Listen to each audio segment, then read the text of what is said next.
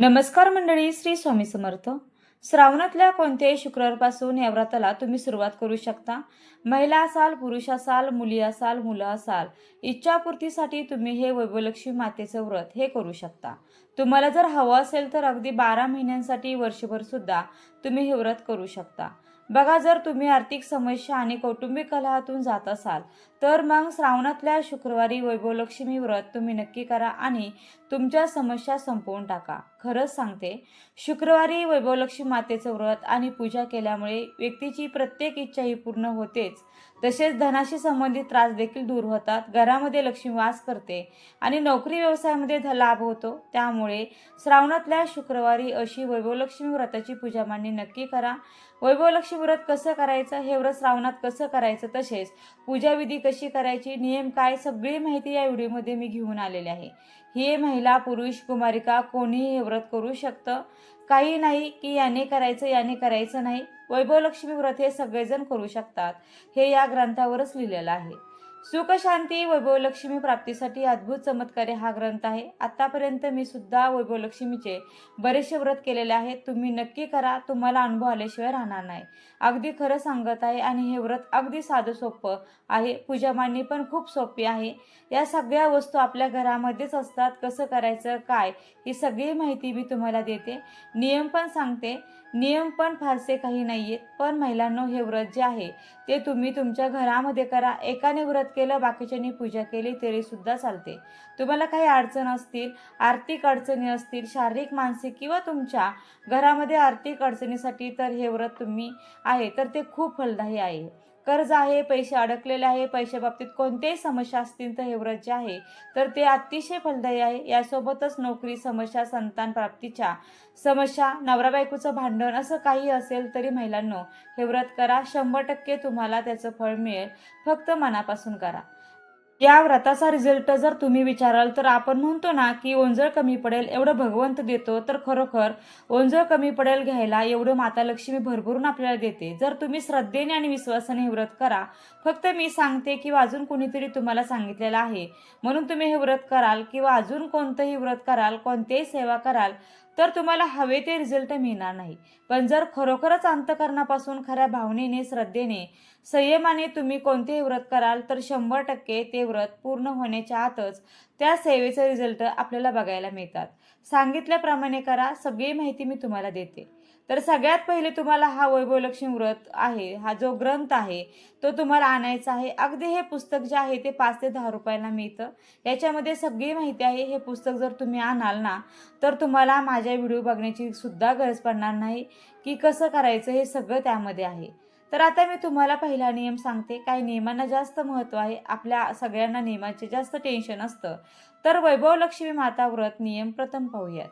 श्री वैभवलक्ष्मी मातेचे व्रत श्रद्धायुक्त अंतःकरणाने आणि प्रसन्नतेने करावं. ते करताना इतरांच्या कल्याणाची देखील भावना ठेवावी. स्त्री पुरुष कोणीही हे व्रत करू शकतं. सुवासिनी स्त्रियांनी देखील हे व्रत केलं तर फारच चांगलं असतं. तसेच घरात सुवासिनी नसेल तर इतर कोणत्याही स्त्रीने किंवा कुमारिकेने हे व्रत केलं तरी देखील चालतं. हे व्रत करण्यासाठी शुक्रवारी सुरुवात करावी. तसेच श्रावणातल्या शुक्रवारी केलेले हे व्रत अधिक फलदायी असतं. तर तुम्ही 5 शुक्रवार, 11 शुक्रवार, 21 शुक्रवार हे व्रत करून मनाशी संकल्प करून ठरवावा. 21 पेक्षा जास्त शुक्रवार तुम्ही हे व्रत करू शकता. मग उद्यापन झाल्यावर पुन्हा संकल्प करून पुन्हा ते व्रत कंटिन्यू करता येतं. ही पूजा आपण स्वतः मनभावे करायची आहे. यासाठी गुरुजींची आवश्यकता नाही. तसेच पूजाविधी सगळं काही यामध्ये दिलेलं आहे. व्रत सुरू केल्यावरती शुक्रवारी गावाला जाणे झाले, प्रवास करणे झाले तर ते शुक्रवार सोडून द्यावा किंवा तुम्ही सकाळी सकाळी ही पूजा जी आहे तर ती करून हे व्रत करू शकता.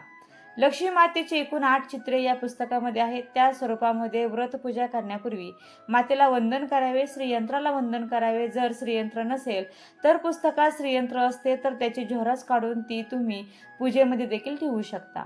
व्रताच्या दिवशी उपवास करावा, म्हणजे उपाशी राहू नये. उपवासाचे पदार्थ खावे, पण शक्यतो दूध, केळी, फलाहार घ्यावा. तिखट गोष्टी शक्यतो खाऊ नका. संध्याकाळी पूजा झाल्यावरती उपवास हा सोडू शकता. तुम्ही श्रावणातल्या कोणत्याही शुक्रवारी या व्रताला सुरुवात करा आणि तिथून पुढे 5 शुक्रवार, 11 शुक्रवार किंवा 21 शुक्रवार तुम्ही हे व्रत केलं तरी सुद्धा चालू शकतं.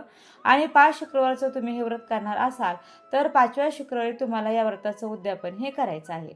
या व्रताला खूप काही नियम नाही आहेत. फक्त शुक्रवारच्या दिवशी घरामध्ये नॉनव्हेज बनवू नका, घरातील मंडळींना ते खाऊन देऊ नका आणि आपल्या स्वतःचा तर विशेष येणार नाही. शुक्रवारच्या दिवशी ब्रह्मचर्याचं पालन देखील करा. एखाद्या शुक्रवारी जर मासिक पाळी आली तर त्या शुक्रवारी फक्त उपवास धरा आणि तो शुक्रवार आपल्या 5 शुक्रवारमध्ये किंवा 11 शुक्रवार किंवा 21 शुक्रवारमध्ये काउंट करू नका. सेम तुम्ही जर कुठे गावाला वगैरे गेला तर उपवास धरा, पण तेवढ्या शुक्रवारमध्ये तो शुक्रवार काउंट करू नका. सेम तुम्हाला जर सुतक आलं तर उपवास धरायचा आहे, काउंट करायचा नाही आणि 5 शुक्रवार केले तर 5व्या शुक्रवारी आपल्याला उद्यापनही करायचं आहे. वैभवलक्ष्मी व्रत आपण एक वेळा जेवण करून देखील करत असतो, पण जर तुम्हाला उपवास झेपत नसेल तर तुम्ही उपवास न करता हे व्रत केलं तरी सुद्धा चालू शकतं. फक्त या दिवशी जे काही तुम्ही जेवण करत आहात तर ते सात्विक असावं, त्यामध्ये कांदा लसणाचा वापर नसावा आणि उपवास होण्यासाठी पण जे काही आपण स्वयंपाक बनवतो त्याच्यामध्ये शक्यतो कांदा लसणाचा वापर हा करायचा नाही. ज्या शुक्रवारी तुम्ही या व्रताला सुरुवात करणार आहात त्या शुक्रवारी संकल्प करायचा आहे. संकल्प फक्त पहिल्या शुक्रवारीच करायचा असतो, परत परत संकल्प करायचा नसतो. हे व्रत तुम्ही तुमचं जर स्वतःचं घर घेण्याचं स्वप्न असेल, त्यासाठी तुम्ही प्रयत्न करत आहात पण तुमचं घराचं स्वप्न पूर्ण होत नाही, तर त्यासाठी देखील तुम्ही हा संकल्प करू शकता. तुमची जी कोणती इच्छा असेल त्यासाठी हे व्रत करू शकता आणि तुमची कोणतीच इच्छा नसेल तर माता लक्ष्मीची अशीच माझ्यावर कायम कृपा राहावी, माता लक्ष्मी माझ्या घरामध्ये कायम वास्तव्य राहावं, यासाठी सुद्धा हे व्रत करू शकता. बाकी व्रताच्या दिवशी शक्य तितके कमी बोलावे, मनात नामस्मरण करावे, मनामध्ये शुद्धता ठेवावी, सगळ्या गोष्टी मनभावे कराव्या. तर हे फक्त व्रताचे नियम आहे. आता पूजा कशी करायची ते मी तुम्हाला सांगते. तर वैभवलक्ष्मीचे जे पुस्तक आहे ते तुम्ही पूजेत ठेवावे. आता आपल्याला काय करायचं, तुमचं तोंड पूर्वेकडे करून, म्हणजे तुमचं तोंड पूर्वेकडे येईल पूजा करताना, तसा तुमचा पाठ ठेवायचा आहे. फक्त घराच्या दक्षिण बाजूला हा पाठ ठेवू नका. वैभवलक्ष्मी व्रताची पूजा जी असते ती सायंकाळी प्रदोष काळामध्येच केली जाते. सूर्य मावळ्यानंतर प्रदोष काळ म्हणजे काय, सूर्य मावळण्याच्या 45 मिनिटं अगोदर आणि सूर्य मावळ्यानंतर 45 मिनिटानंतर या वेळेत पूजा करायची असते. पण जर तुम्ही वर्किंग असाल, संध्याकाळी तुम्हाला पूजा करणे शक्य नसेल तर सकाळी तुम्ही पूजा केली तरी सुद्धा चालू शकतं किंवा दिवसभरामध्ये तुमच्या वेळेनुसार कधीही पूजाही करू शकता, पण उपवास मात्र रात्री हा सोडायचा आहे. पूजेसाठी तुमच्या घरात जिथे जागा आहे ती जागा स्वच्छ करून घ्या, त्यावर चौरंग किंवा पाट ठेवा, त्यावर वस्त्र अंथरून घ्यायचं, रांगोळी काढायची. कोणत्याही पूजेची सुरुवात दीपपूजनेने होते, त्यामुळे सुरुवातीला दिवा लावून घ्यायचा, त्या दिव्याचं पूजन करून घ्यायचं. माता लक्ष्मीचा तुमच्याकडे जो कोणता फोटो असेल तो ठेवायचा किंवा मूर्ती देखील ठेवू शकता किंवा भगवान विष्णूंसोबत एकत्रित फोटो असेल तरी तो ठेवला तरीही चालतो. आणि तो नसेल तर तुमच्याकडे वैभवलक्ष्मी मातेचं एखादं पुस्तक असेल तर एक पुस्तक माता लक्ष्मीचं तिथे ठेवलं तरी सुद्धा चालतं आणि दुसरं अजून एक पुस्तक तुम्हाला कथा वाचण्यासाठी घ्यायचं आहे. जे पुस्तक तुम्ही माता लक्ष्मी स्वरूप ठेवलेलं आहे ते उचलून त्यातून कथा वगैरे तुम्हाला वाचायची नाही.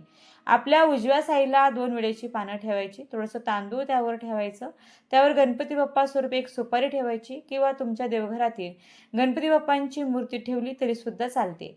सुरुवातीला गणपतीचं पूजन करायचं. गणपती बाप्पा स्वरूप सुपारी किंवा गणपती बाप्पांची मूर्ती ताम्हाणामध्ये घ्यायची, त्यावर अभिषेक करायचा. अभिषेक झाल्यानंतर परत जागेवर ठेवायची, हळदी कुंकू वगैरे अर्पण करायचं. दुर्वा असतील तर दुर्वा, लाल फूल अर्पण करा आणि साखरेचा किंवा गुळ खोबऱ्याचा नैवेद्य दाखवा.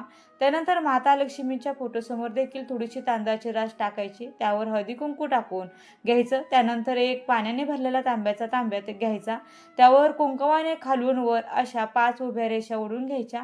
त्या पाण्यामध्ये हळदी कुंकू, एखादं फूल, सुपारी, 1 रुपयाचं नाणं टाकून त्यावर 5 आंब्याची पानं किंवा 5 नागवेलीची पानं ठेवा.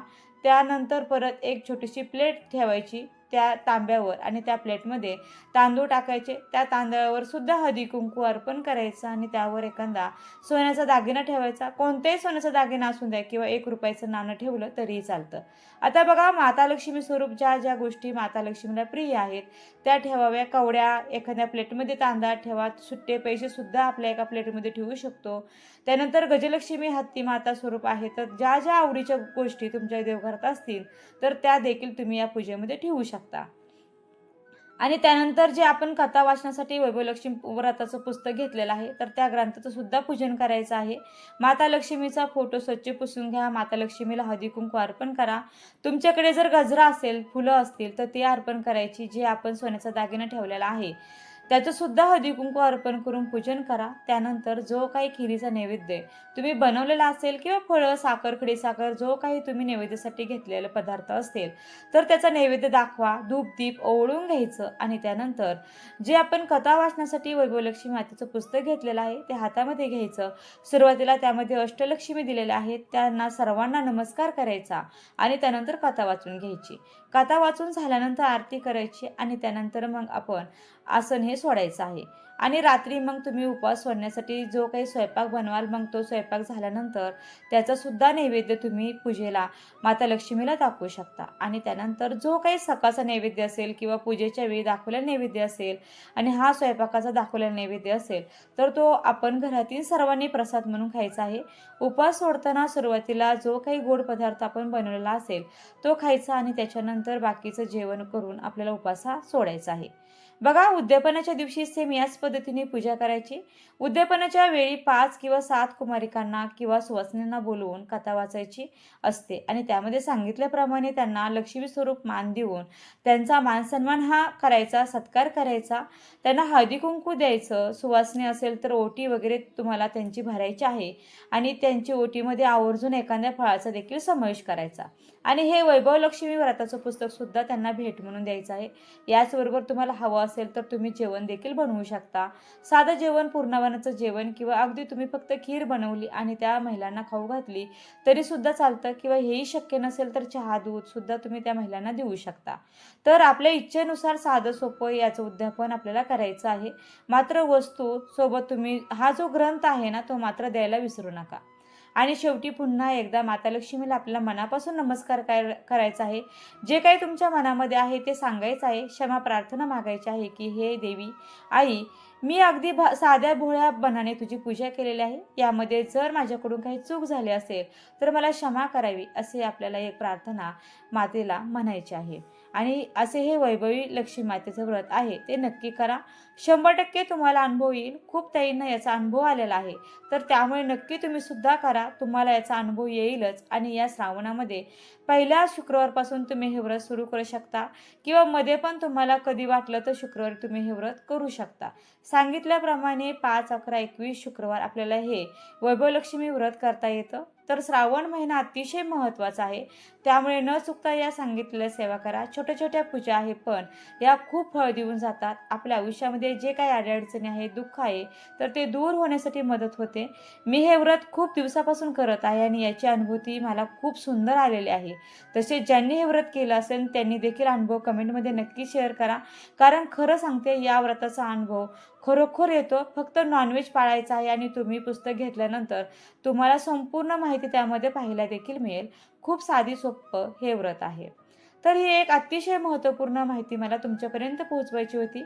माहिती, पूजा मांडणी तुम्हाला आवडली असेल तर व्हिडिओला नक्की लाईक करा, शेअर करा. आपल्या चॅनलवरती नवीन असाल तर सबस्क्राईब करायला विसरू नका. व्हिडिओ शेवटपर्यंत पाहिल्याबद्दल अगदी मनापासून तुमची खूप खूप आभारी आहे. धन्यवाद. श्री स्वामी समर्थ. जय जय स्वामी समर्थ. रामकृष्ण हरी. जय जय रामकृष्ण हरी.